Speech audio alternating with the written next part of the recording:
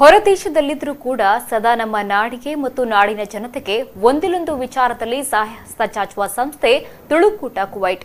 ಸದಾ ಸಮಾಜಮುಖಿ ಕಾರ್ಯಗಳಲ್ಲಿ ಈ ಸಂಸ್ಥೆ ಮುಂದಾಗಿದ್ದು, ಈ ಸಂಸ್ಥೆಯ ಹೆಮ್ಮೆಯ ಯೋಜನೆಗಳಲ್ಲಿ ಒಂದು ಮನೆ ಇಲ್ಲದವರಿಗೆ ಸ್ವಂತ ಸೂರು ಕಲ್ಪಿಸುವ ಆಶ್ರಯ ಯೋಜನೆ.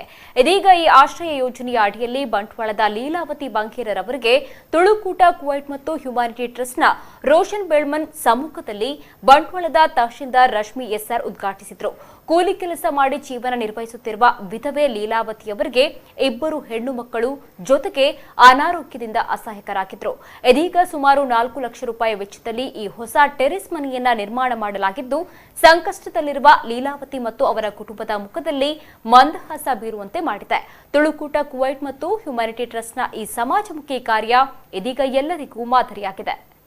ನಮಕ್ ಹ್ಯುಮ್ಯಾನಿಟಿ ಸಂಸ್ಥೆದ ರೋಷನ್ ಬೆಳ್ಮನ್ ಬರ್ನ ಮುಖಾಂತರ ತೆರೆದು ಎಂಕಲ ವಿಷಯ ತೆರಿ ಕೂಡಲೇ ಎಂಕಲು ಹ್ಯುಮ್ಯಾನಿಟಿ ಸಂಸ್ಥೆದ ರೋಷನ್ ಪಂಡ ಉನ್ನತ ಕಂಪ್ಲೀಟ್ ವೆಚ್ಚನು ತುಳುಕೂಟ ಕುವೈಟ್ ಜಿಂಜಾವಣು ಬಂದು.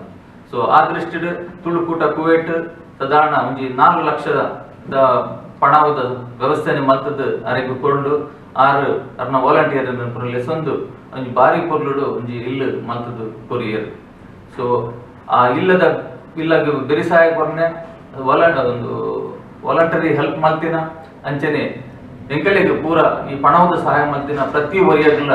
ಈ ಸಂದರ್ಭದೋಡು ಎಂಕಲ್ ತುಳುಕೂಟದ ಮ್ಯಾನೇಜ್ಮೆಂಟ್ ಕಮಿಟಿ ಅಂಚೆ ಸರ್ವ ಸಮಿತಿ ಸದಸ್ಯರು ಅಗಲಿಗೆ ಸೋಲ್ಮೆಲೆಯನ್ನು ಸಂದಾಯತ ಮಲ್ಪುವ ಅಂಚನೆ ಲೀಲಾವತಿ ಬಂಗೇರ ಬಂಟ್ವಾಳ ಮೆರೆಗಲ ಬೆರ್ನ ಫ್ಯಾಮಿಲಿಗ ಎಂಕಲ್ ಪೂರ ಮ್ಯಾನೇಜ್ಮೆಂಟ್ ಕಮಿಟಿದಾಗಲು ಎಡ್ಡಪ್ಪನ ಬೈಕುವ ಅಂಚನೆ ಹೊಸ ಇಲ್ಲಡು ಅರೆಗೆ ಉತ್ತರೋತ್ತರ ಅಭಿವೃದ್ಧಿ ಆವಡು ಅರೆಗೆ ಆರೋಗ್ಯ ಭಾಗ್ಯ ಸಂಪತ್ತು ಆ ಊರ್ದ ಪೂರ ಮುಕ್ಕೋಟಿ ದೈವ ದೇವತೆಗಳು ಅರೆಗೆ ಹೊರಡು ಪನೊಂದು ಎಂಕಲ್ ಮ್ಯಾನೇಜ್ಮೆಂಟ್ ಕಮಿಟಿದಾಗಲು ಅಗಲಿಗೆ ಊರಾಗಲೆಲ್ಲ ಶುಭ ಹಾರೈಸವ.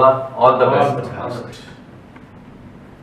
ಅಂಚನೆ ಈ ಕೋವಿಡ್ ಮಹಾಮಾರಿದ ಸಂದರ್ಭಡು ತುಳುಕೂಟ ಕುವೈಟ್ ಕೈಕಟ್ಟು ಫುಲ್ಲಂದೆ ತನ್ನಡ ಆಯ್ನಾಯ್ತನ ಒಂಜಿ ಕೆಲಸನು ಎಡ್ಡಪ್ಪದ ಕೆಲಸನು ಮತ್ತೊಂದು ಬದ್ದನ್ನು ಪಂಡ್ರೆ ಕರ್ಮೆ ಹಾಕೊಂಡು